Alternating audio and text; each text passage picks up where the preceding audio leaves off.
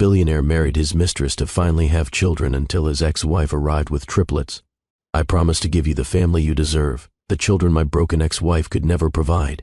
Those words echoed through the Belmont Estate ballroom. 200 guests in designer gowns and custom tuxedos raised their champagne glasses. Crystal chandeliers cast golden light across white roses and orchids. A string quartet played softly in the corner. Everything was perfect. Everything was expensive. Everything was a lie. Landon Thorne stood at the altar in his $15,000 tuxedo, holding the hands of his bride, Valerie Cross.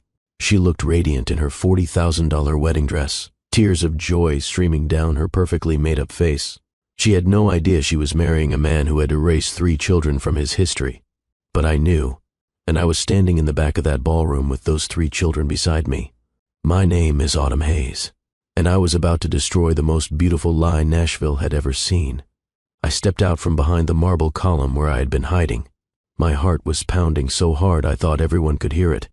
My hands were shaking, but my voice, when it came out, was steady and clear. I object. The ballroom went silent. 200 faces turned toward me, and then 3 small voices joined mine. We object. Owen, Wyatt, and Ruby stepped into view. 7 years old. 2 boys in matching navy suits. 1 girl in a simple white dress. All 3 holding hands. All 3 staring at the father who had pretended they did not exist for their entire lives. Valerie's mouth fell open. Landon's face went white as snow. His confident smile disappeared. His hands started shaking. "David, who are they?" Valerie whispered, but the microphone picked it up. Her voice carried through the silent ballroom. Landon could not speak. He just stared at us like he was seeing ghosts. Owen stepped forward. He looked up at Landon with those same bourbon-colored eyes. "Hi, Dad. I'm Owen. I'm your son." Wyatt waved nervously. "Me too." Ruby walked right up to the altar, fearless and bold. "And I'm Ruby. You said Mommy was broken, but she's not broken. She's the strongest person I know." The ballroom erupted. People were shouting, gasping, standing up to see better. Phones came out.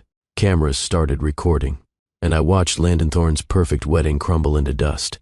But before I tell you what happened next, before I show you how a billionaire fell and a single mother rose, I need to know something. Have you ever been erased? Not just forgotten, but actively deleted from someone's story like you never existed? Have you ever been turned into the villain in someone else's fairy tale? That is what Landon did to me. For 7 years he told everyone I was infertile, that I could not give him children, that our marriage ended because I was broken, and while he was telling those lies, I was raising his 3 children alone, working double shifts, choosing between paying rent or buying groceries, crying myself to sleep, wondering how I would make it through another month. So when I saw his wedding announcement, when I read that interview where he said he was finally ready to be a father, something inside me snapped, not broke, snapped, like a rubber band stretched too far for too long. And I made a decision. Landon Thorne was going to face the truth, in front of everyone, in front of his new bride, his family, his friends, his business partners. All of Nashville was going to know what kind of man he really was. What you are about to hear is the true story of how I went from abandoned and broke to standing in that ballroom with my head held high. It is a story about lies and truth, about abandonment and survival, about justice delayed but not denied. And I promise you, if you have ever felt powerless, if you have ever wanted to stand up to someone who wronged you, if you have ever wondered whether truth really wins in the end, this story will answer that question. So do me a favor right now. If you believe truth should always win over lies, hit that like button. Subscribe to Love and Twilights with Dr. Phillips, because what you are about to hear will stay with you long after this video ends. Now, let me take you back to where this all started, 7 years earlier, when I still believed in fairy tales. My name is Autumn Hayes, and this is my story. 7 years earlier, Nashville, Tennessee, early autumn, when the leaves were just starting to turn gold and the air smelled like possibility. I was 26 years old, fresh out of culinary school, working as a pastry chef at a boutique hotel in downtown Nashville. I lived in a tiny studio apartment in East Nashville. My furniture came from thrift stores. My car was 12 years old and made weird noises when I accelerated. But I was happy. I was building something. Every morning, I woke up at 4:30 to start the day's pastries for the hotel. Croissants that took 3 days to make. Tarts filled with seasonal fruit. My specialty was lavender honey macarons with edible gold leaf.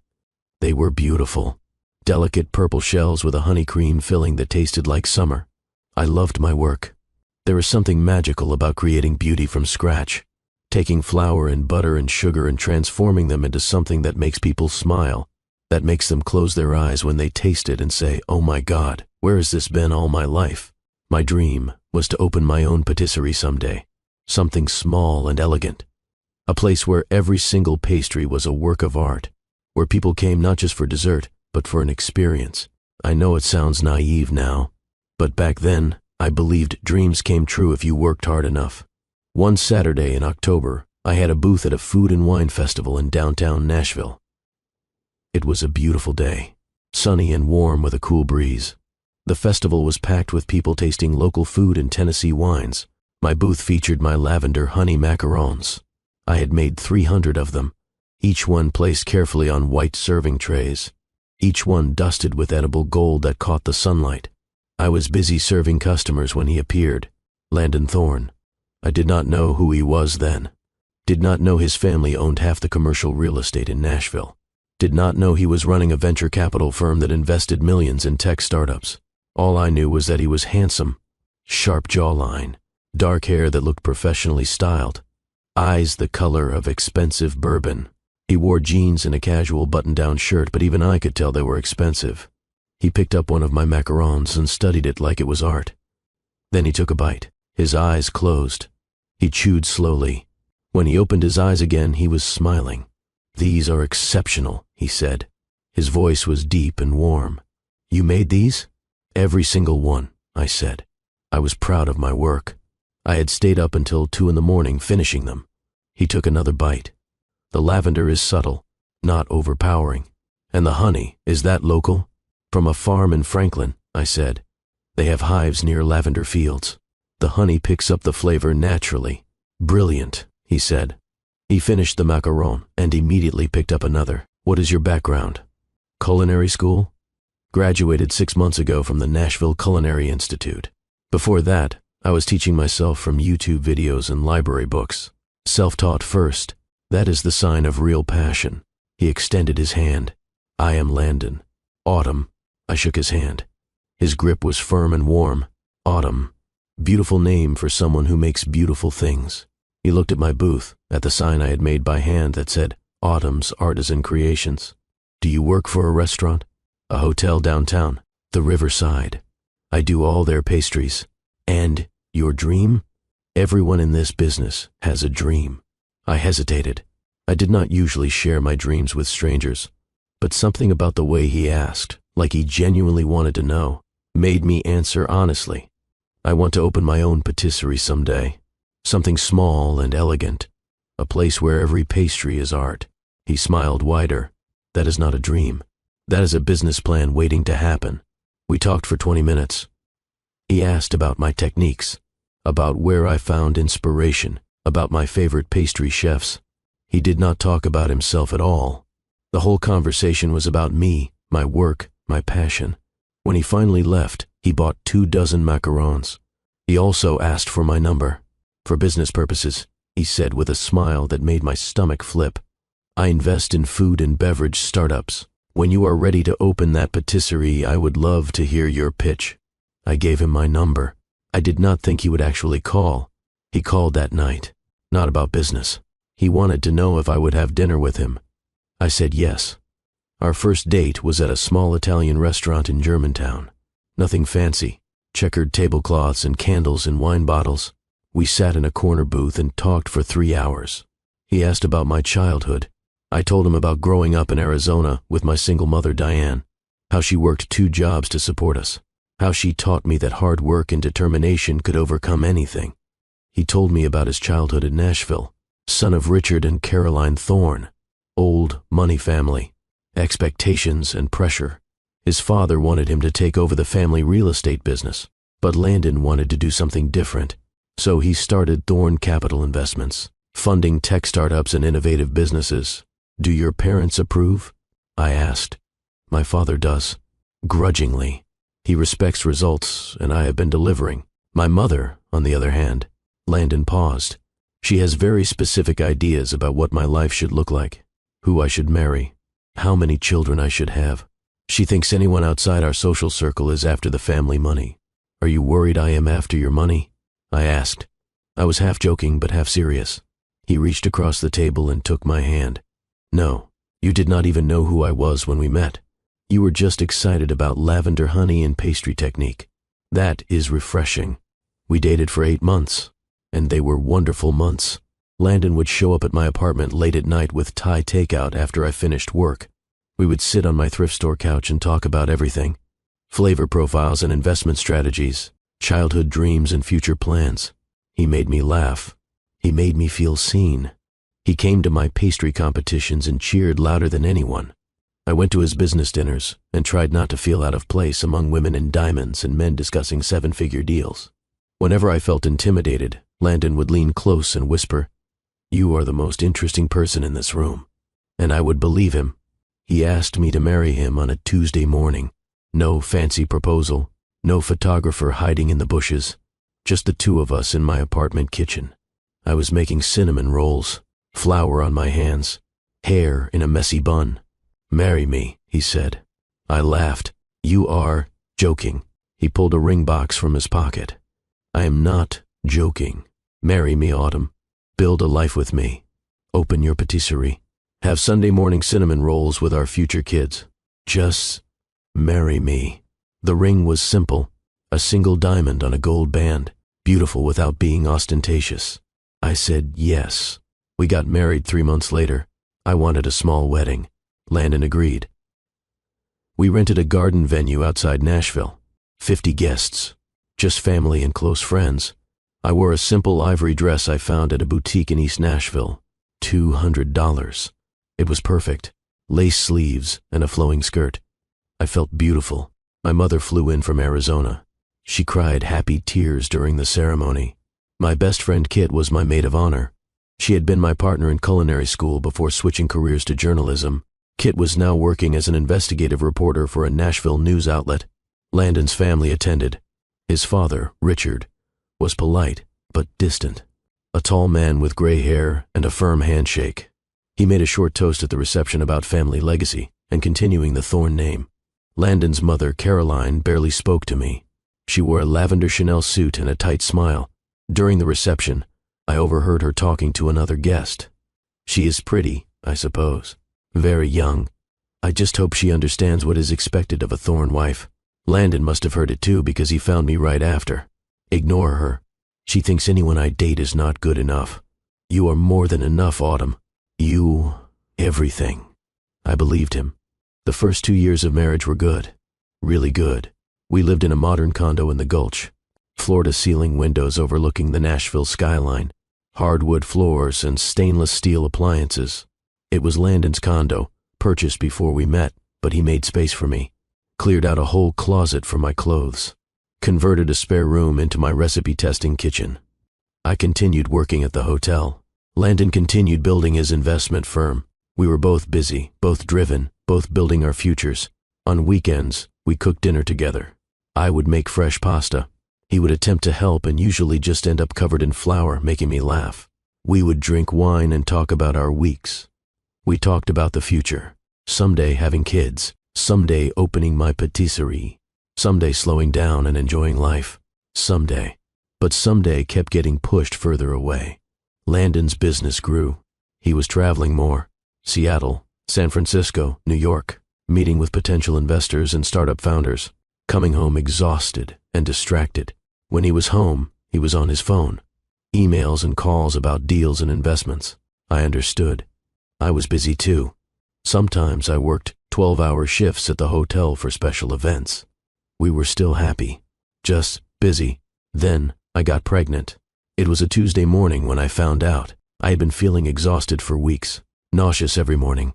My period was late, but I attributed that to stress. Finally, I bought a pregnancy test on my way home from work. I took the test in our condo bathroom. 3 minutes felt like 3 hours. When I looked at the result, 2 pink lines stared back at me. Pregnant. I was terrified. We had talked about kids, but always in abstract terms. Someday. Not now. But I was also thrilled. A baby. Our baby. I decided to surprise Landon. I spent the afternoon making his favorite dessert. Chocolate soufflé with raspberry coulis. Difficult and time-consuming, but worth it. I placed the pregnancy test in a small white gift box, tied it with a silver ribbon, set it next to his plate at our dining table. Then I waited. Landon came home at 8:30, later than expected.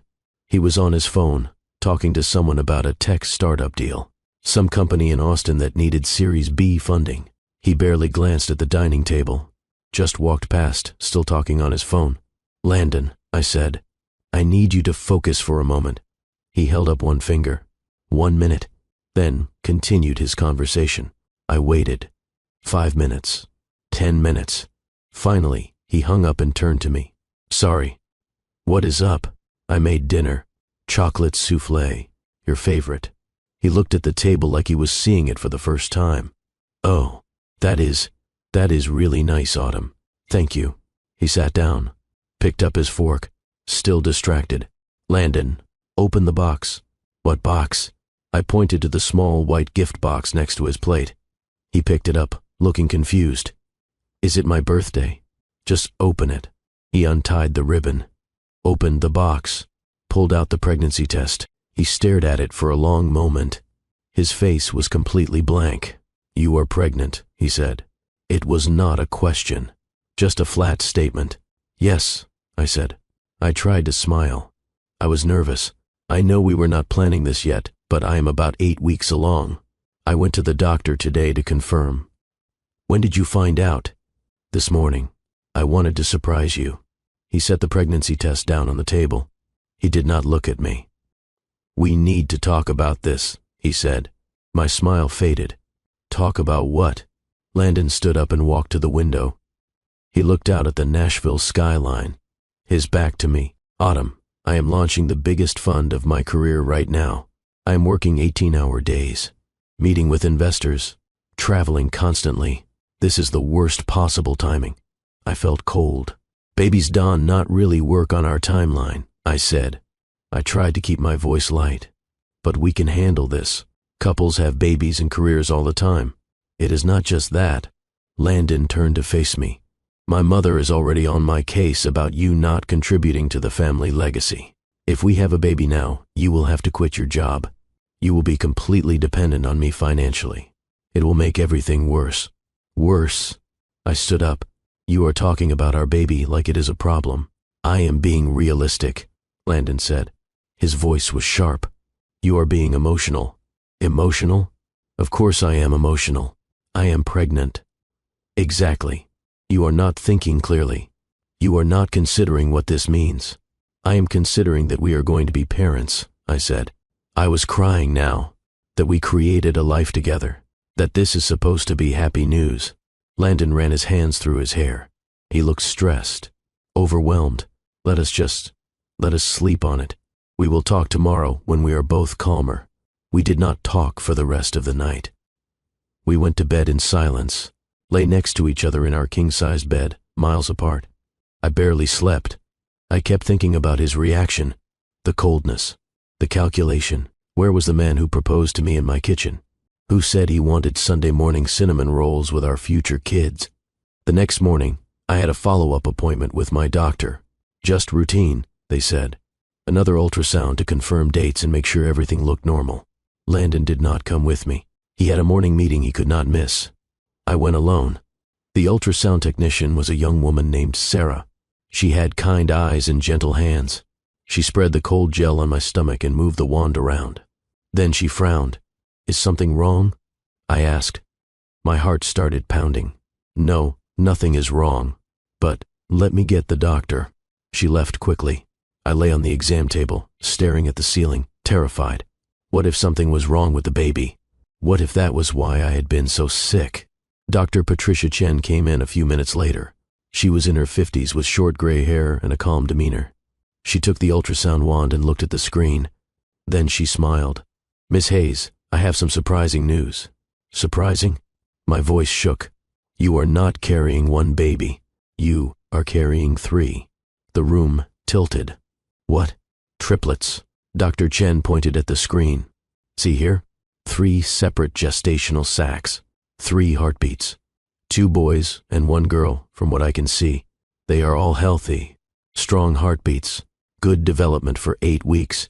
3 babies, I whispered. Yes. Congratulations. This is quite rare. Triplets occur in about 1 in every 8,000 pregnancies. I drove home in a complete daze. My hands were shaking on the steering wheel. The city blurred past me. 3 babies.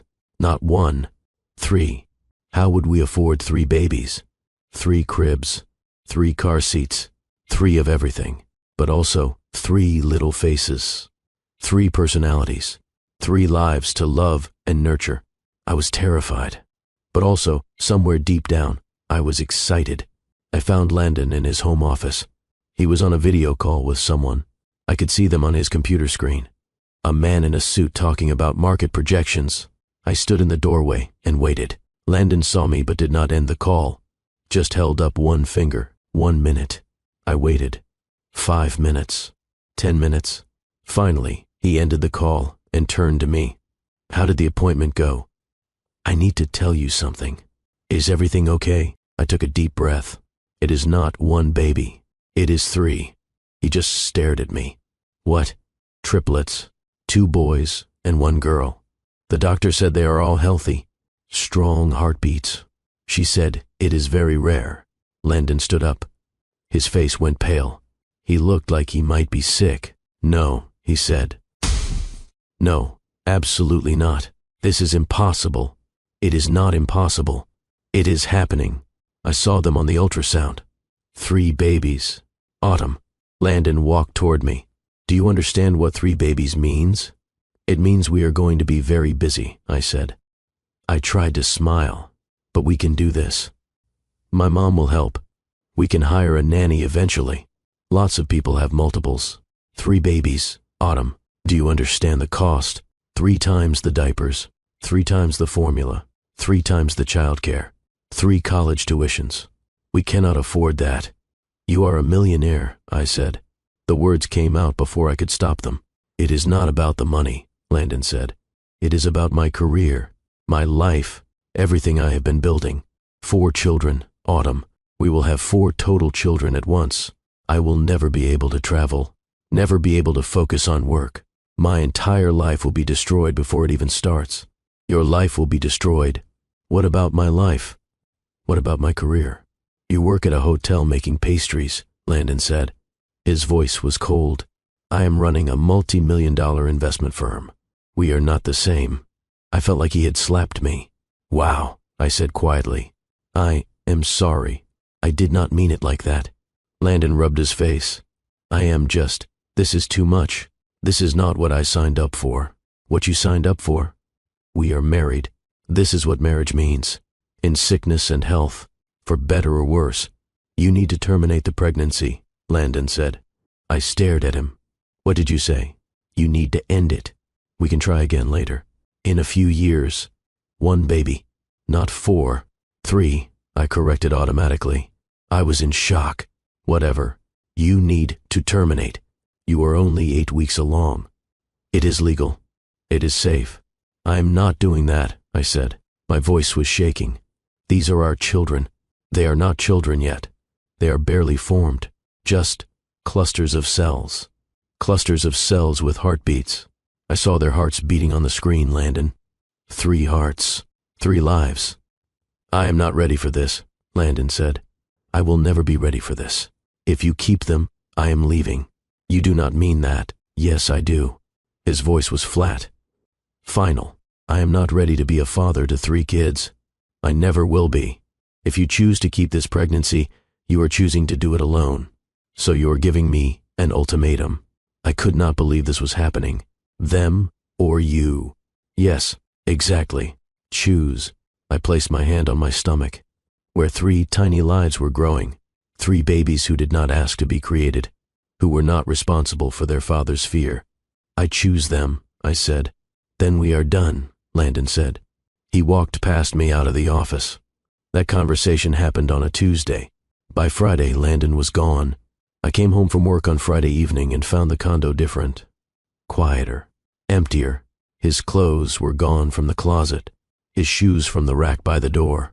His laptop from his office. The photos of us from the shelves. On the kitchen table sat a stack of papers. Divorce documents. Already filled out. Already signed by him. There was no note. No explanation. Just legal paperwork asking me to dissolve our marriage. I called his phone. It went straight to voicemail. I called again. Same thing. I sent a text. We need to talk. Please. No response. I called his office the next morning. The receptionist said he was unavailable. I sent an email. Please, Landon. We can work this out. No response. I tried calling his parents. They did not answer. For 2 weeks, I tried to reach him. Every attempt hit a wall. Every door was closed. Finally, I got a response, but not from Landon. From his lawyer. Ms. Hayes, I represent Landon Thorne in your divorce proceedings. Please direct all future communication to me. Mr. Thorne has instructed me to inform you that he has relocated to Atlanta and will not be returning to Nashville. He moved. He actually moved to another state to avoid me. The lawyer was named Richard Caldwell. He worked for one of Nashville's most expensive law firms. The divorce was brutal. I had signed a prenuptial agreement when we got married. I had been so in love, so trusting. I did not even read it carefully. Just signed where Landon's lawyer pointed. Now that prenup meant I got almost nothing. The condo was Landon's, purchased before our marriage. I had to move out within 30 days. The cars were his, leased through his company. The savings account was his, set up before our marriage. Because we had been married less than 3 years and I had continued working, I was not entitled to alimony. I would receive $10,000 and my personal belongings. That was it. I met with Caldwell in his office, a corner suite downtown with a view of the river. He sat behind a mahogany desk in his $1,000 suit and slid papers across to me. Mr. Thorne is also willing to provide an additional settlement, he said. How much? I asked. $10,000 was not going to last long. I was pregnant with triplets. Medical bills alone would be astronomical. $50,000, Caldwell said, in exchange for your signature on this agreement. He slid another document toward me. I read it, then read it again. This says I can never contact Landon or his family again. That I agree not to list him as the father on the birth certificates. That I waive all rights to child support. Correct, Caldwell said. Mr. Thorne believes a clean break is best for everyone. Best for everyone? I am pregnant with his children. Mr. Thorne disputes paternity. I felt like I had been punched. What? He disputes that he is the biological father. I have never been with anyone else. These are his children. Be that as it may, Mr. Thorne is unwilling to accept responsibility without a paternity test. And since you are not yet willing to undergo an amniocentesis, which could harm the fetuses, he prefers to simply move forward separately. Move forward separately, like I was a business deal gone bad. I looked at the agreement again. $50,000. That would cover my medical expenses. Give me a cushion while I figured out my next steps. I was living in a motel at that point. A weekly rental place off Dickerson Pike. $40 a night. I could not afford anything else. $50,000 would change my situation significantly. I picked up the pen. But something stopped me. My best friend Kit's voice in my head. A month earlier, when Landon had first served me with divorce papers, Kit had come over. She found me crying on the motel bed, surrounded by legal documents I did not understand. Kit was a journalist. She understood how powerful people operated, how they used money and lawyers to make problems disappear. Don't sign anything without a lawyer reviewing it first, she had said. Landon is trying to erase you, trying to erase his own children. Document everything. Save every text message, every email, every piece of evidence. Trust me, Autumn. The truth always matters. I put the pen down. I am not signing this, I said. Caldwell raised an eyebrow. Miss Hayes, I strongly encourage you to reconsider. $50,000 is a generous offer given the circumstances. The circumstances being that your client abandoned his pregnant wife. Mr. Thorne disputes your characterization of events. I am sure he does. But I am not signing. These babies deserve to know who their father is. And Landon Thorne deserves to be held accountable. If you do not accept this settlement, you will receive nothing beyond what the prenup stipulates. Then I will receive nothing, but I will not lie on my children's birth certificates. I will not pretend their father does not exist.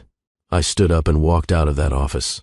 I had $10,000, a motel room, and 3 babies on the way, but I had my integrity. 3 months later, on a freezing January morning, I gave birth to Owen, Wyatt, and Ruby. The delivery was complicated. Triplets usually are. I had a scheduled C-section at Vanderbilt University Medical Center. I was alone in the delivery room. My mother could not fly in until the next week. Kit was on assignment in Memphis. I had no husband, no partner, just me and a team of doctors and nurses. They pulled Owen out first. 5 pounds, 3 ounces. He came out screaming. Healthy lungs, the doctor said, smiling. Then Wyatt, 5 pounds even. Quieter than his brother. Then Ruby, 4 pounds, 12 ounces. The smallest, but the fiercest. She came out with her tiny fists clenched. The nurses cleaned them up and brought them to me. 3 tiny bundles, 3 perfect faces. I looked at them and felt overwhelming love and overwhelming terror. How was I going to do this alone? The hospital bill was $89,000. I had Medicaid, thankfully. It covered most of it, but there were still out-of-pocket expenses, co-pays and fees that added up to thousands. I stayed in the hospital for 4 days. Then they sent me home.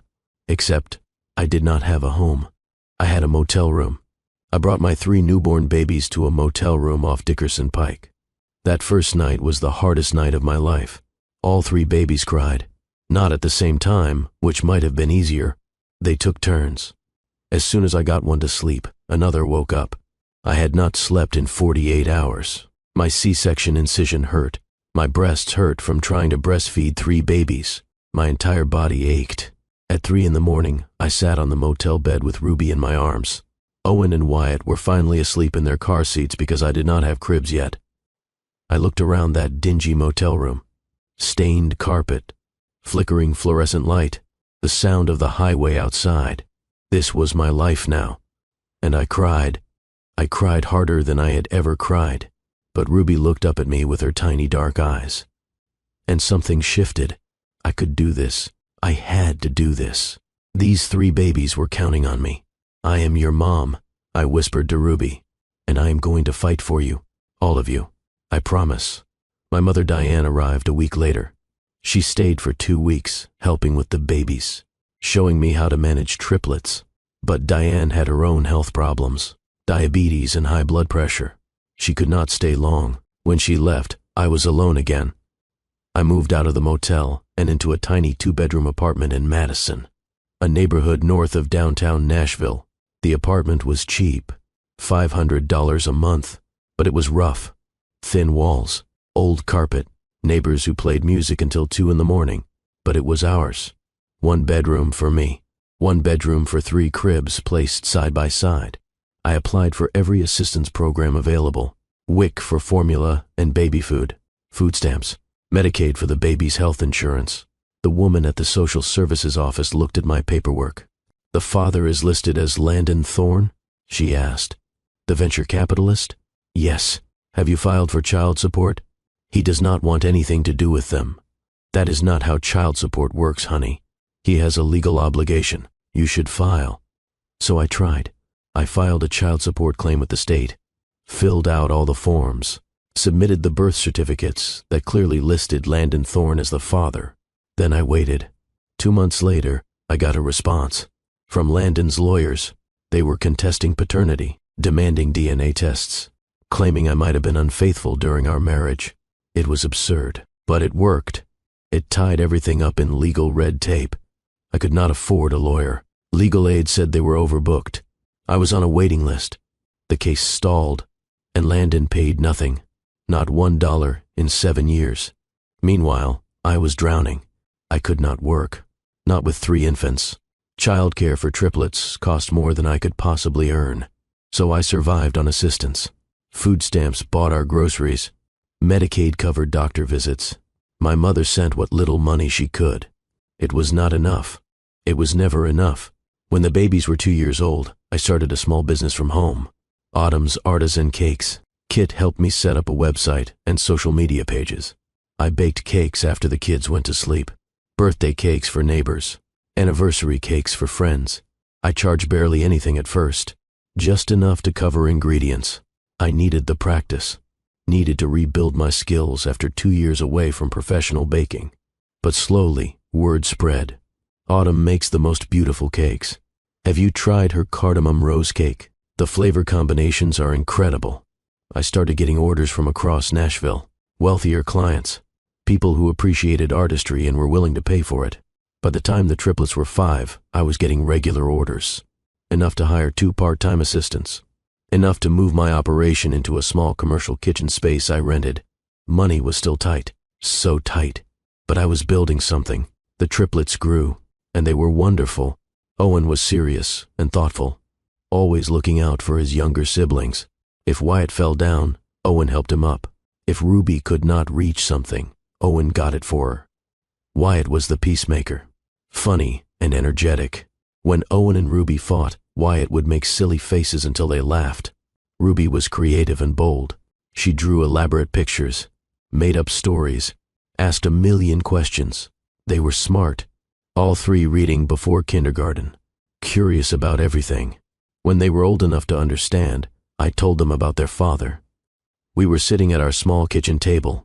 I had made spaghetti for dinner, their favorite. You know you have a father, I said. His name is Landon Thorne. Where is he? Owen asked. He lives far away, in another city. Why does not he live with us? Ruby asked. I chose my words carefully.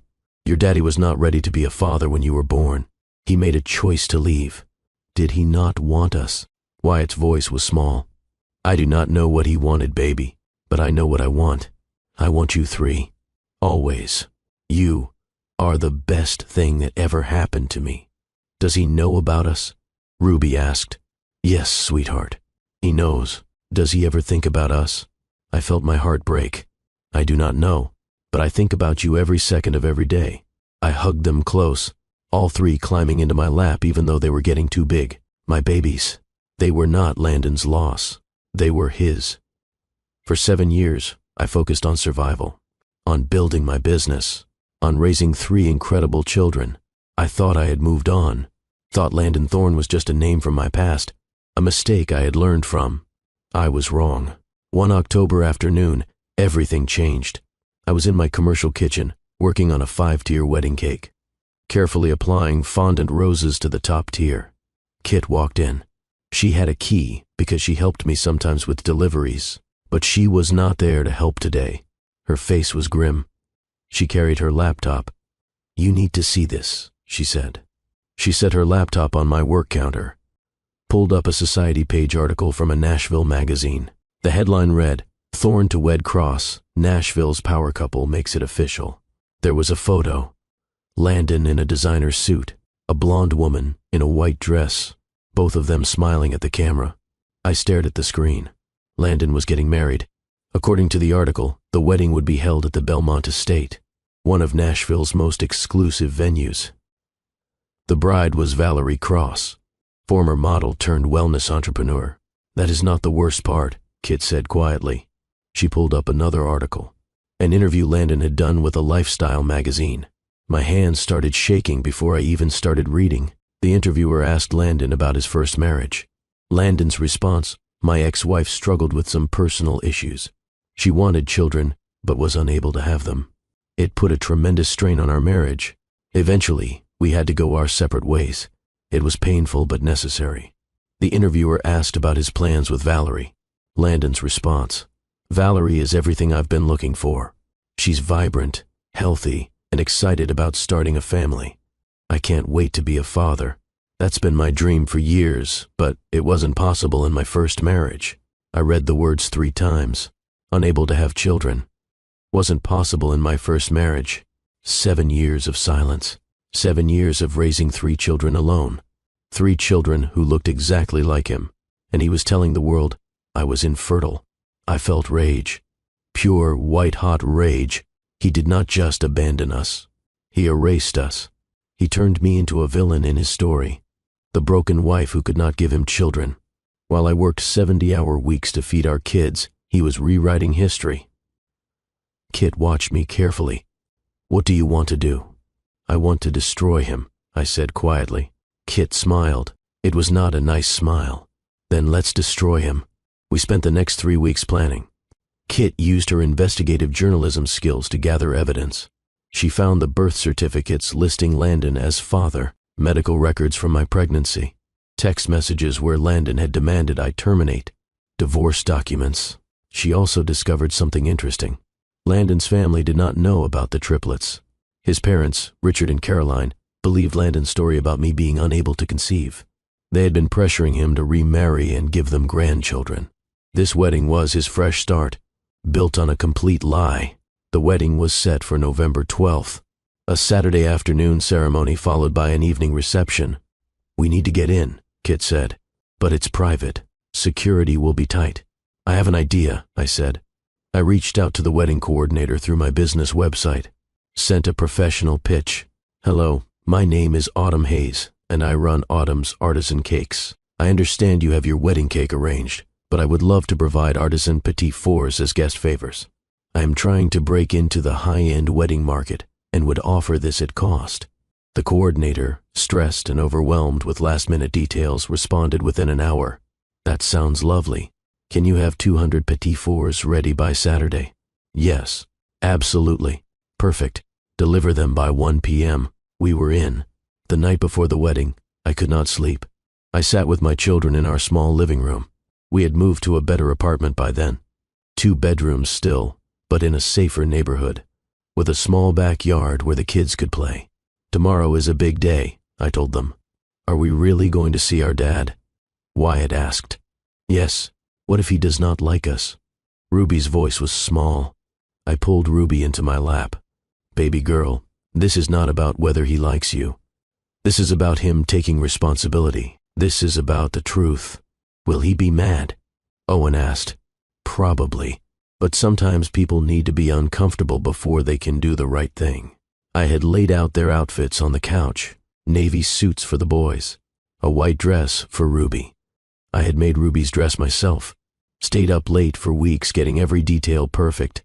I looked at my 3 children, 7 years old, smart and funny and kind. They deserved so much better than a father who pretended they did not exist. Tomorrow, Landon Thorne was going to face the truth, and all of Nashville would watch. The morning of November 12th arrived cold and clear. I woke up at 5 a.m., even though my alarm was not set until 6. My heart was already racing. Today was the day. I showered and dressed carefully. A simple black dress, nothing flashy. I wanted to look dignified, not desperate. Professional, not vengeful, even though I absolutely felt vengeful. I made breakfast for the kids. Pancakes shaped like Mickey Mouse, their favorite. They needed something normal before everything changed. Owen barely ate. He was too nervous. Wyatt ate 3 pancakes, but kept fidgeting with his napkin. Ruby was quiet. She usually talked nonstop at breakfast, but today she just pushed her food around her plate. "Are you scared?" I asked them. "A little," Owen admitted. "Me too," I said. "But we are doing this together, and no matter what happens, we have each other, okay?" "Okay," they said in unison. Kit arrived at 10 a.m. She had her camera equipment and a bag full of backup supplies. Extra batteries, extra memory cards. She was not taking any chances. "You ready for this?" Kit asked me. "No," I said honestly. "But I'm doing it anyway." The drive to the Belmont estate took 20 minutes. I parked a block away. I did not want anyone seeing our dented 12-year-old sedan next to the BMWs and Mercedes that would fill the venue parking lot. We sat in the car for a moment, the kids in the back seat, Kit in the passenger seat, me gripping the steering wheel. "This is it," Kit said softly. "Last chance to back out." I looked in the rearview mirror at my 3 children. They were wearing their navy suits and white dress. They looked so grown up, so brave. "I am not backing out," I said. We got out of the car. I held Owen's hand. Wyatt held Ruby's hand. Kit carried the boxes of petit fours I had made, 200 of them. Lavender honey macarons with edible gold leaf, the same flavor Landon had tasted 7 years ago when we met. The irony was not lost on me. The Belmont estate was even more beautiful than the photos online. A historic mansion with white columns and perfectly manicured gardens. The kind of place that costs $30,000 just to rent for a day. We entered through the vendor entrance, a side door that led to the kitchen area. The wedding coordinator was a woman in her 40s named Michelle. She was stressed and running around with a clipboard and a headset. "Autumn's artisan cakes?" she asked when she saw me. "Yes, I have the petit fours." "Perfect. Set them up on the dessert table in the ballroom. Through those doors." She pointed and then rushed off to deal with some crisis involving the flower arrangements. Kit and I exchanged a look. We were in. We walked through the doors into the ballroom, and I felt my breath catch. It was stunning. White flowers everywhere. Roses, peonies, orchids, hundreds of candles in crystal holders, a string quartet setting up in the corner, crystal chandeliers that probably cost more than I made in a year. Everything was perfect. Everything was expensive. Everything was built on lies. I found the dessert table at the back of the ballroom, near a marble column that would provide good cover. Kit and I carefully arranged the petit fours on silver trays. We worked slowly, taking our time. The ceremony did not start until 2 p.m. It was only 12:30. Kit set up her camera equipment, a professional video camera on a tripod, positioned to look like she was documenting the desserts for portfolio purposes, but the angle would capture the altar perfectly. I texted the babysitter who was waiting in the car with the kids. "Not yet. I will text you when it is time." Then we waited. Guests started arriving at 1:30. I watched from behind the dessert table as Nashville's elite filed into the ballroom. Women in designer gowns, Dior, Chanel, Valentino, diamonds and pearls. Hair done in elaborate updos that probably cost $500 each. Men in custom tuxedos, Rolex watches, Italian leather shoes. I recognized some faces from Nashville society pages. Landon's business partners, local celebrities, a country music star I had seen on TV, a news anchor, a city councilman, all here to celebrate a lie. At 1:45, Landon's parents arrived. I had not seen Richard and Caroline Thorne in 7 years. They looked older. Richard's hair was completely gray now. Caroline was elegant in a lavender dress and an elaborate hat. They sat in the front row. Caroline was smiling, chatting with the woman next to her, excited for her son's wedding, excited for him to finally start a family. If she only knew, she had 3 grandchildren sitting in a car a block away, 3 grandchildren she had never met, never held, never even knew existed. At 2 p.m. exactly, the music changed. The processional began. Everyone stood and turned toward the back doors. The bridesmaids entered first, 6 women in champagne-colored gowns. They walked down the aisle in pairs, carrying white bouquets. Then the groomsmen, 6 men in tuxedos matching Landon's. Then Landon himself took his place at the altar. I felt my stomach clench. He looked good. I hated that he looked good. Custom tuxedo that fit perfectly. Hair styled, confident smile. He looked like a man who had everything he wanted. A man with no regrets. The wedding march began. Everyone stood, and Valerie appeared. She was beautiful. I could admit that. Tall and blonde with perfect posture. Her wedding dress was stunning. $40,000 according to Kit's research. Lace and silk with a long train. She walked down the aisle with her father. Her face was radiant. She looked at Landon with complete adoration. She had no idea she was marrying a man who had abandoned 3 children. My hands clenched into fists. Kit leaned close and whispered, "Almost time." The ceremony began. The officiant was an older man with white hair and a gentle voice. He welcomed everyone, talked about love and commitment and building a life together. Every word felt like a knife. Then came the vows. Valerie went first. She cried as she spoke, talked about how Landon was her best friend, her soulmate, her future. "I promise to love you forever. I promise to support your dreams. I promise to build a beautiful family with you. I cannot wait to have children with you and grow old together." Some guests wiped their eyes. Caroline smiled proudly from the front row. Then it was Landon's turn. He took Valerie's hands, cleared his throat, spoke loudly enough for everyone to hear. "Valerie, you are everything I have been waiting for. You are kind, beautiful, and strong. I promise to give you the family you deserve. I promise to be the husband you need." He paused, looked out at the guests. making sure they were all listening. And I promised to give you the children my broken ex-wife could never provide. I promised to finally be the father I have always wanted to be, to build the family that was impossible in my first marriage. The ballroom went quiet. Some guests shifted uncomfortably.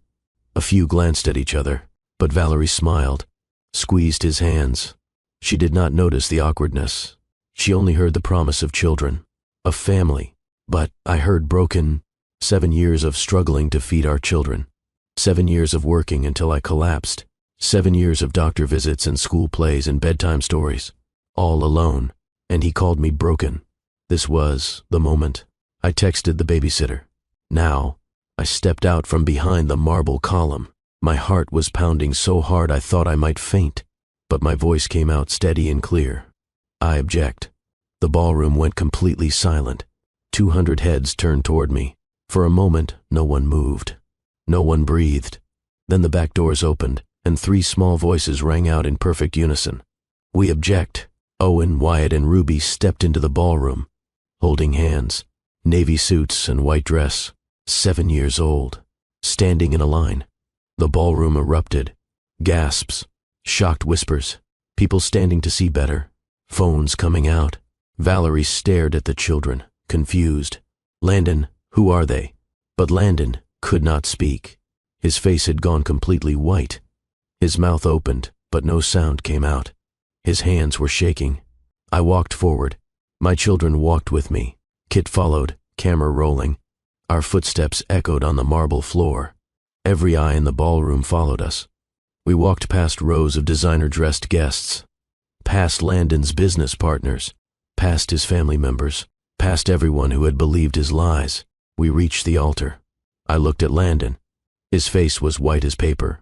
He looked like he had seen ghosts. Maybe he had. The ghosts of the children he tried to erase. Owen stepped forward. He looked up at Landon for the first time, studied his face. Same eyes, same nose, same chin. Hi, Dad, Owen said.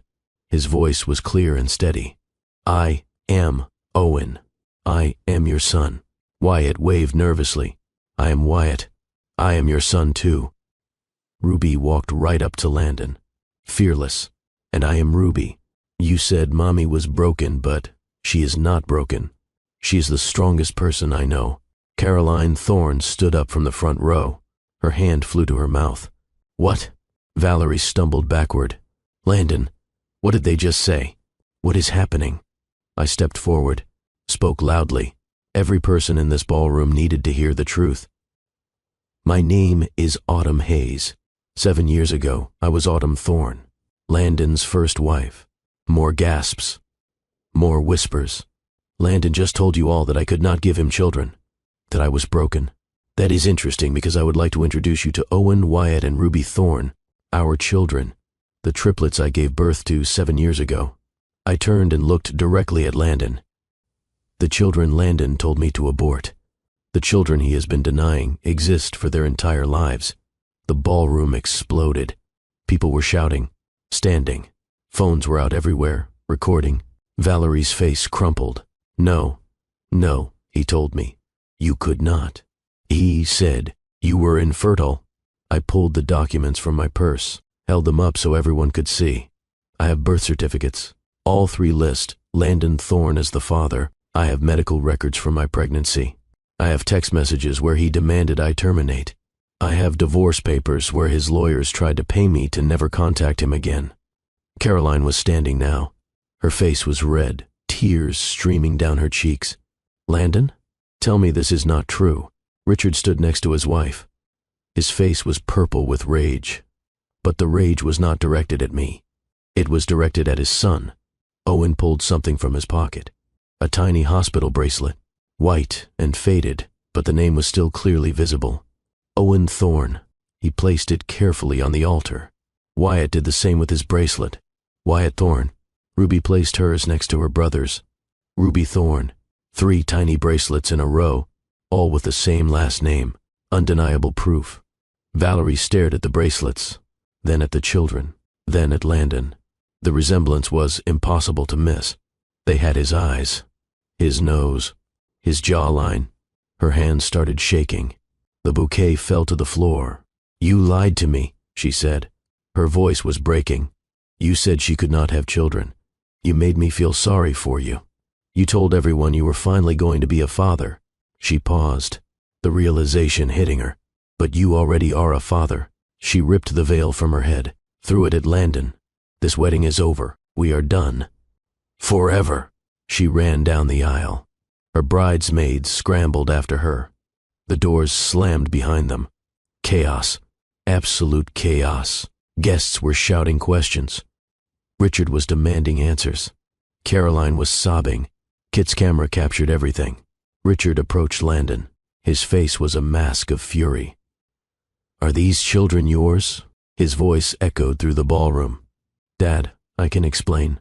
Landon's voice was weak, desperate. "Are they yours?" Landon looked at Owen, Wyatt, and Ruby. 3 children who looked exactly like him. There was no denying it, no escape. "Yes," he whispered. Caroline let out a sob that sounded like it came from her soul. 3 grandchildren, 7 years. "You kept 3 grandchildren from us?" She moved toward the children, fell to her knees in front of them, her expensive dress pooling on the marble floor. "I am so sorry," she said to them. "I did not know. I had no idea you existed." Owen looked uncertain. Wyatt stepped back. Ruby stared at this crying woman who was apparently their grandmother. I stepped forward and put my hands on my children's shoulders. Protective. Caroline looked up at me. Her makeup was running. Her hat had fallen off. I do not know what to say. If I had known. She could not finish the sentence. Richard was still confronting Landon. "That is unconscionable. Those are your children. Our grandchildren. How could you?" Kit stepped forward. Camera still rolling. "I am Kit Brennan, investigative journalist. I have documented everything Ms. Hayes described. Birth certificates, medical records, text messages where Mr. Thorne demanded she terminate the pregnancy. All verified. Mr. Thorne has 3 biological children he has denied for 7 years. This footage will be published. The guests were recording on their phones. The story was already spreading. I could see people typing frantically, posting to social media in real time. Landon's world was collapsing. He tried to speak, tried to explain. But what explanation could possibly suffice? Richard turned to me. "May the 1st, may I meet them?" His voice cracked. "May I meet my grandchildren?" I hesitated. These people had been part of the system that abandoned us. But they also had not known the truth. Landon had lied to them too. I nodded slowly. Richard knelt down to the children's level. "Hello, I am your grandfather." Ruby, always the boldest, spoke first. "We did not know we had grandparents." "Well, you do," Richard said. Tears were streaming down his face now too. "And if your mother allows it, we would very much like to be part of your lives." Caroline joined him, kneeling in her expensive dress on the marble floor. "You are beautiful," she said to the children. "All 3 of you." An older woman approached. I recognized her from the photos Kit had shown me. Landon's Aunt Margaret. She walked past Landon without even looking at him. Came straight to me. "I am so sorry," she said. "I never knew. If I had known." She hugged me. "You are incredibly brave." Other guests were approaching now. Some to offer support. Some just to stare. Some recording everything on their phones.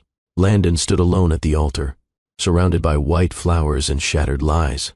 I gathered my children. "Come on, babies. We are leaving." We walked back down the aisle together, Owen holding my right hand, Wyatt and Ruby on my left. Kit walked beside us, camera still rolling. As we reached the doors, I heard Landon's voice behind us. "Autumn, wait, please." I stopped, turned around. He was walking toward us, his perfect tuxedo suddenly looking rumpled, his confident demeanor completely gone. "I am sorry," he said. "I am so sorry." I was scared. I was not ready. "I made a mistake." "You made a choice," I said. "You had 7 years to make a different choice. 7 years to be a father. You chose not to be, and now you have to live with that. Please, let me explain to them. Let me try." I looked down at Owen, Wyatt, and Ruby. "Owen, do you want to hear what your father has to say?" Owen looked at Landon, then looked back at me. "No," Owen said. "We already have everything we need." "We have, Mom." Wyatt and Ruby nodded. I looked at Landon. "You heard them." We walked out of the Belmont estate into the bright November afternoon. Behind us, the ballroom was still in chaos. In front of us was our car and our future. Kit was smiling as we walked. That was perfect. Absolutely perfect. The video is already uploading to my cloud. This is going to be everywhere by tonight. I should have felt triumphant, victorious. Instead, I just felt tired and relieved. It was done. The truth was out. Landon could never again claim I was broken, could never again erase our children. We drove to our favorite pizza place, a small local restaurant with red checkered tablecloths and a jukebox in the corner. We ordered a large pepperoni pizza and 4 lemonades. Did we do the right thing?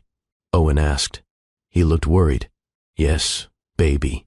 We told the truth. That is always right. What happens now? Wyatt asked. Now we go home. And tomorrow we get up and we go to school and work, just like always. Ruby was quiet. She was drawing on the paper placemat with crayons the restaurant provided. What are you drawing, sweetheart? I asked. Our family, Ruby said. She held up the placemat. She had drawn 4 stick figures holding hands. 3 small, 1 tall, all smiling. That is beautiful, I said. We do not need a daddy, Ruby said matter-of-factly. We have you. That night, after I tucked the children into bed, I sat in our small living room and checked my phone. Kit had not been exaggerating. The video was everywhere. It had 2 million views already. News outlets were picking it up. Headlines were brutal. Billionaire exposed for abandoning triplets at own wedding. Nashville VC lied about ex-wife being infertile, gets exposed by his own children. 3 children crash father's wedding with devastating truth. Landon Thorne was trending on Twitter. The comments were savage. Imagine abandoning 3 kids and then calling their mother broken. Disgusting. Those children are beautiful. He is the broken one. I hope she takes him for everything he is worth. Child support for 7 years plus interest. My phone was exploding with messages. Friends I had not talked to in years. Former coworkers. Random people sending support. You are a hero. Thank you for speaking truth. Your children are lucky to have you. Someone had started a GoFundMe for the kids' college education. It already had $47,000 donated. I started crying. Not sad tears. Overwhelmed tears. Kit called. Have you seen the news? I have seen some of it. Autumn, you broke the internet. This is the top story on every news site. I have been contacted by 3 national morning shows. They want to interview you. I do not know if I want that, I said. Think about it. You could help other single mothers. Show them they are not alone. I will think about it. That night, I could not sleep. My mind was racing, replaying the wedding, the look on Landon's face, the sound of my children's voices saying we object. But I also thought about what came next. Now, before I tell you what happened in the days and weeks after that wedding, I want to ask you something. Have you ever stood up to someone who wronged you? Have you ever demanded the truth even when it was terrifying? Drop a comment and let me know. And if you are invested in this story, if you want to know how this ends, hit that subscribe button right now, because what happens next will restore your faith in justice. The Monday after the wedding, I received a phone call. Miss Hayes, my name is Patricia Moreno. I am a senior partner at Moreno & Associates. We are a family law firm here in Nashville. Okay, I said cautiously. We saw the news about your situation. We would like to represent you pro bono in a child support case against Landon Thorne. I sat down. Pro bono? That means free. Yes, Mr. Thorne has evaded his responsibilities for 7 years. We would like to help you rectify that. We believe your case is strong, and we have the resources to see it through. Why would you do this for free? Because it is the right thing to do. And frankly, the publicity from this case will be good for our firm. But mostly because those 3 children deserve financial support from their father. I met with Patricia and her team on Tuesday. Their offices were downtown in a high-rise building. Glass walls and modern furniture. Very expensive looking. Patricia was in her 50s with short silver hair and sharp eyes. She had 2 associates with her, both young women with laptops and legal pads. They asked me questions for 2 hours, documented everything, recorded my answers. Then Patricia laid out the case. We are going to file for 7 years of back child support, based on Mr. Thorne's income, which we can now access thanks to public pressure. We estimate you're owed approximately $980,000. I felt dizzy. $980,000? That is just back support. We will also file for ongoing support until the children turn 18. Based on Tennessee guidelines and his income level, that will be approximately $15,000 per month. Over the next 11 years, that is almost $2 million additional. Plus, Patricia continued, we are going to push for college funds. He should be contributing to their education. We are thinking $600,000 total, $200,000 per child. I could not speak. The numbers were incomprehensible. Miss Hayes, are you okay? That is over $3 million. It is what your children deserve, Patricia said firmly. Mr. Thorne has been living a very comfortable life while you struggled. That ends now. Landon's lawyers tried to fight it. Of course they did. But the evidence was overwhelming. The birth certificates, the medical records, the DNA test they finally demanded proved what we already knew.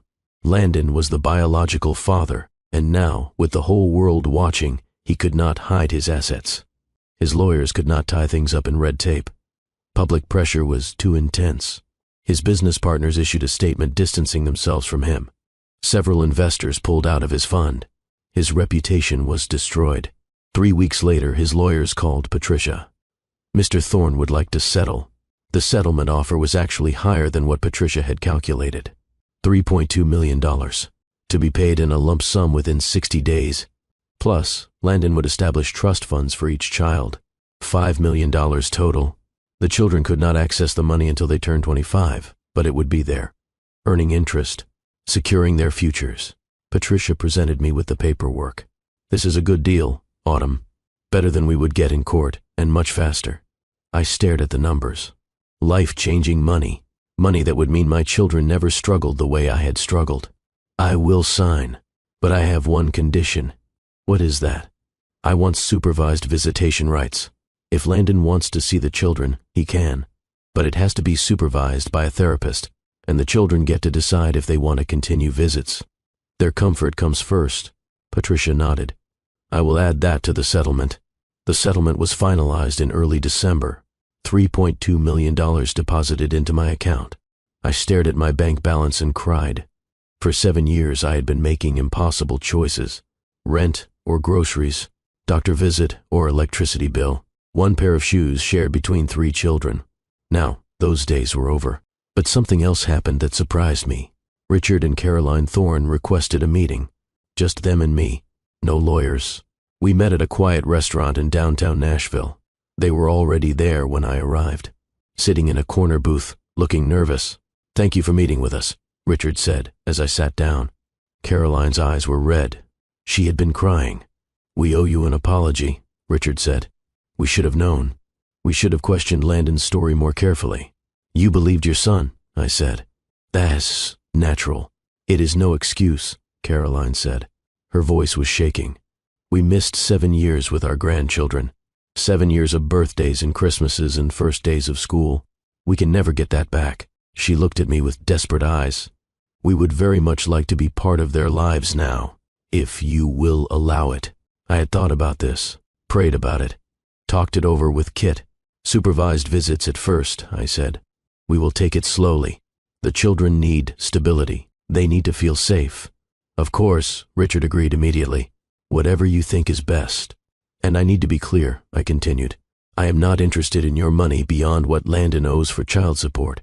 I do not want the children growing up thinking wealth solves everything. Caroline smiled for the first time. A real smile. You are exactly the kind of mother they need. The first grandparent visit happened the following weekend.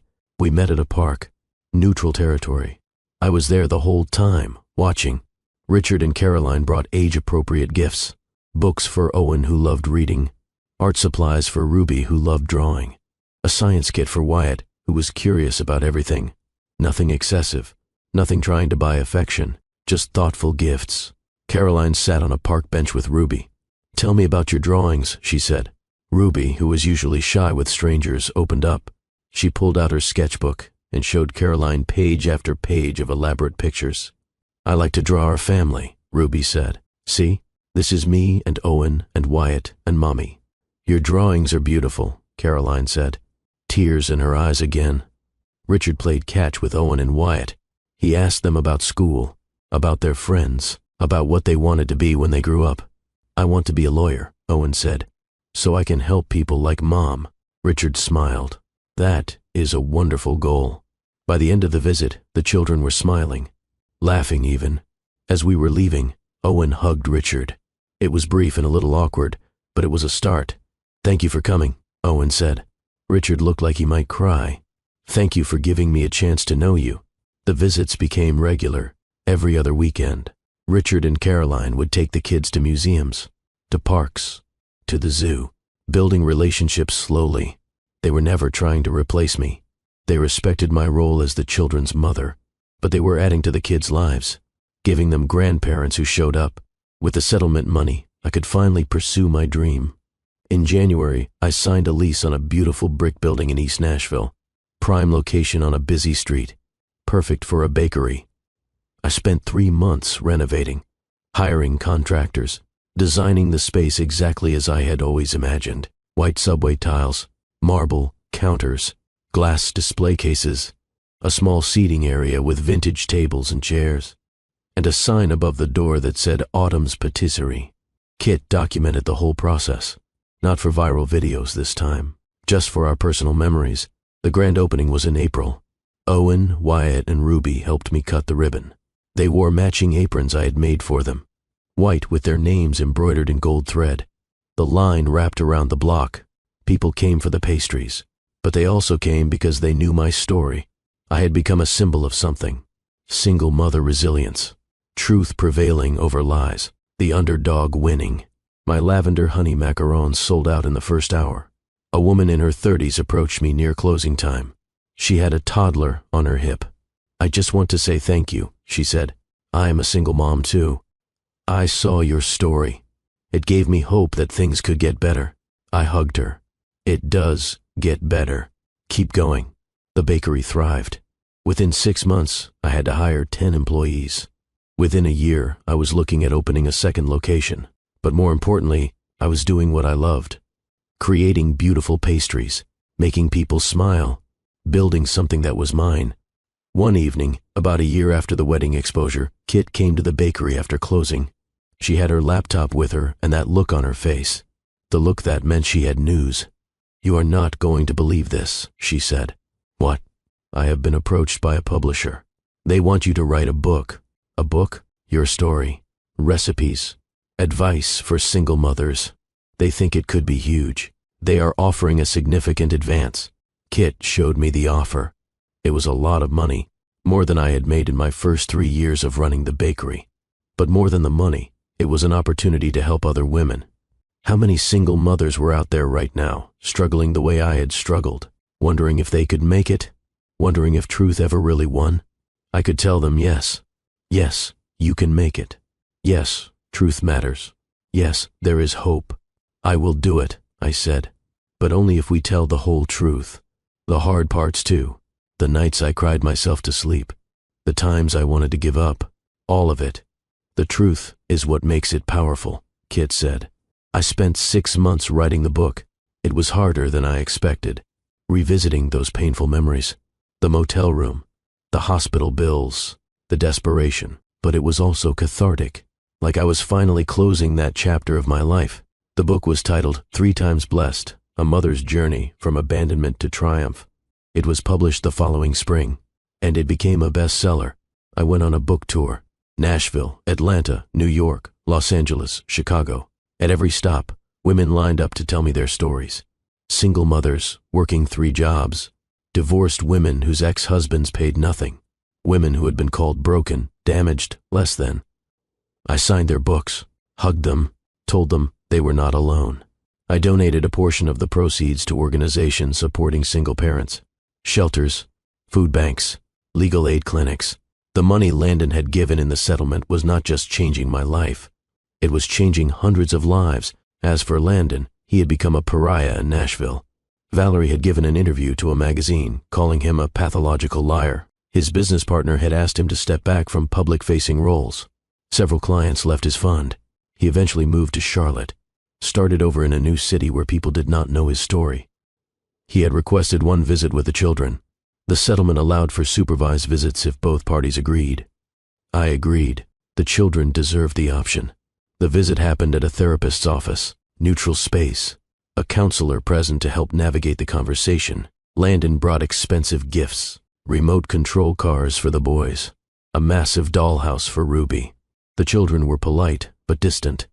Landon did not know how to talk to them. He asked surface questions. What grade are you in? Do you like school? Ruby asked the question that mattered. Why did you leave us? Landon looked uncomfortable. I was young. I was scared. I made a mistake. Did you ever think about us? Owen asked. Every day, Landon said, but Owen did not believe him. I could see it in his face.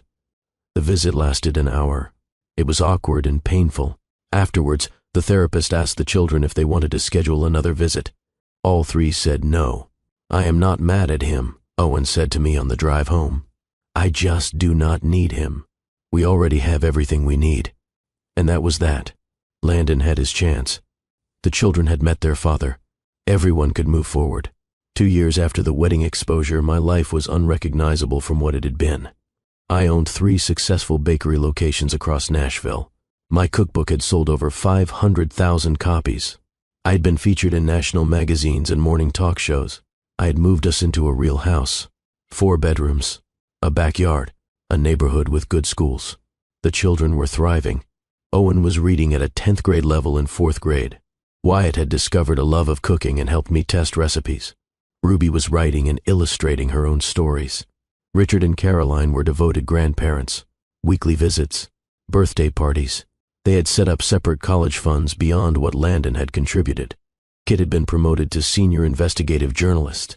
Her documentary-style reporting had won awards. Everything had changed, but the best moment came on a random Tuesday afternoon. The children came bursting into the bakery after school, still in their uniforms. Mom, Mom, Ruby shouted. We have news. What is it? Our class is doing a project about heroes, Wyatt explained. We get to pick someone who inspires us. We all picked you, Owen finished. I felt tears spring to my eyes. You did? They nodded enthusiastically. We have to write about why they are heroes, Ruby said. And you are our hero because you never gave up on us, even when everyone else did. My employees were watching. Some of them were crying too. I knelt down and hugged my 3 children. You 3 are my heroes, I whispered. Every single day. The project presentations were held the following week. I took the afternoon off to attend. I sat in the 4th grade classroom with other parents and watched my children present. Owen went first.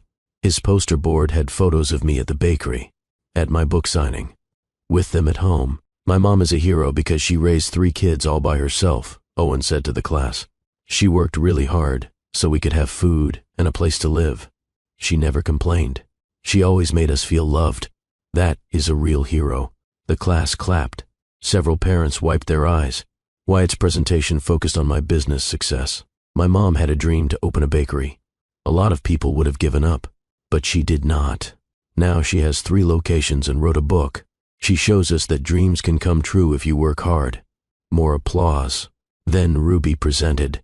Her poster was covered in her drawings. Pictures of our family. Pictures of the bakery. My mom's ex-husband said she was broken, but she is not broken. She is the strongest person I know. She taught us that what people say about you does not matter. What matters is the truth. And the truth is, she is amazing. The entire class gave a standing ovation. The teacher came over to me after. You have raised remarkable children. They have taught me as much as I have taught them, I said. That evening, after the kids were in bed, I sat in my living room and looked at the framed photo on the wall. The 4 of us on opening day of the bakery, all covered in flour, all laughing. I thought about the journey, from that motel room, terrified and alone, to this moment, successful, stable, loved. Landon had tried to erase me, had tried to make me small, had tried to convince the world I was broken. Instead, he had freed me to become exactly who I was meant to be. The woman he called broken had become unbreakable. I pulled out my phone and opened social media. I had not posted much since the book tour ended, but tonight felt like a moment worth sharing. I posted the photo from the Kids Hero Project. all three of them holding their posters. The caption read, "They call me their hero, but the truth is, they saved me. Being their mother has been the greatest honor of my life. To every single parent out there doing it alone, you are not broken. You are building something beautiful. Keep going." The post went viral. Again, thousands of comments from single parents, sharing their stories, their struggles, their victories. I read comment after comment. "Thank you for showing us it is possible. You gave me hope when I was ready to give up. My kids are my heroes too. I fell asleep that night with a full heart." Now, I want to pause here and ask you something. What is the biggest lesson you are taking from this story? Drop it in the comments. And if this story moved you, if it gave you hope or made you believe that truth really does win, I need you to do 3 things. First, hit that like button. Let me know that stories like this matter to you. Second, share this video with someone who needs to hear it. Maybe a single parent who is struggling. Maybe someone who has been erased from someone else's story. Remind them they are not broken. They are becoming. Third, subscribe to Love and Twilights with Dr. Phillips. Every week, I bring you stories like this. Real talk about love, loss, resilience, and redemption. We are building a community here of people who believe truth matters and love wins. Because here is what Autumn's story teaches us. The people who try to erase you often end up highlighting you instead. Landon wanted Autumn silent, hidden, forgotten. Instead, his lies forced her into the spotlight. And in that spotlight, she did not just survive. She thrived. Truth always surfaces. You cannot build a life on lies forever. Abandonment does not define the abandoned. It reveals the character of who left. Single parents are heroes. Every single day, doing the impossible. Children remember who showed up, not who walked away. Your rejection is someone else's protection. What feels like devastation might be redirection. Justice may be slow, but it is real. Consequences catch up. You are not your circumstances. You are your response to them. So where are they now? Autumn has 3 successful bakery locations. She is a best-selling author. She speaks at conferences about single parenthood and entrepreneurship. And yes, she started dating again. Someone kind, patient, good with kids. Someone who sees her strength, not her struggles. Owen, Wyatt, and Ruby are 11 now, thriving in school, close with their grandparents, well-adjusted, confident, kind. They see their father twice a year for supervised visits, but they are not defined by his absence. Richard and Caroline are devoted grandparents, weekly visits, college funds. They are making up for lost time and building real relationships with their grandchildren. Kit won awards for her documentary-style journalism. She is still Autumn's best friend, still showing up, still documenting the wins. Landon moved to Charlotte. He works quietly, pays his child support on time now. It is garnished from his accounts, so he does not have a choice. He sees the children twice a year. The visits are awkward. He regrets everything but is too proud to truly apologize. He is not invited to school plays or birthday parties. He missed his chance. Valerie married someone else, had 2 children, lives a happy life. She dodged a bullet. And one more thing happened that Autumn did not expect. 2 years after the book came out, Autumn was contacted by a film producer. They wanted to make a movie based on her story. The movie came out last year. It was called Unbreakable. It starred a well-known actress as Autumn. The wedding scene where she objected with her 3 children became one of the most talked about moments in cinema that year. The film ended with a title card. Autumn's patisserie now has locations in 5 cities. Owen, Wyatt, and Ruby are thriving teenagers. Landon declined to comment for this film. At the premiere, Autumn walked the red carpet with her 3 children. They were teenagers now, confident, poised, proud of their mother. A reporter asked Ruby, "What is it like seeing your family's story on the big screen?" Ruby smiled, the same fearless smile she had when she was 7 years old, walking into that ballroom. "It is a reminder that the truth always wins," Ruby said. "My mom taught us that. No matter how hard it gets, no matter who tries to silence you, the truth always wins." And that, friends, is the end of Autumn's story. But maybe it is also the beginning of yours. Because if you are watching this and you are struggling, if you are a single parent wondering how you will make it through another month, if someone has tried to erase you or call you broken, I want you to hear this. You are not broken. You are not less than. You are not defined by who left you. You are defined by who you are becoming. Autumn stood in a motel room 7 years ago, pregnant and terrified and abandoned. Today, she stands as a successful entrepreneur, best-selling author, and mother to 3 incredible children. Her story is proof that rock bottom can be a foundation. Your current struggle is not your final chapter, so keep going. Keep building. Keep telling the truth. Because 7 years from now, you might be standing in your own version of that ballroom, watching the lies crumble and the truth prevail. And you will be unbreakable too. This is Dr. Phillips reminding you, your story is not over. It is just beginning. Until next time, keep loving, keep growing, and keep believing that truth and love always win. Because they do. They really do. The end.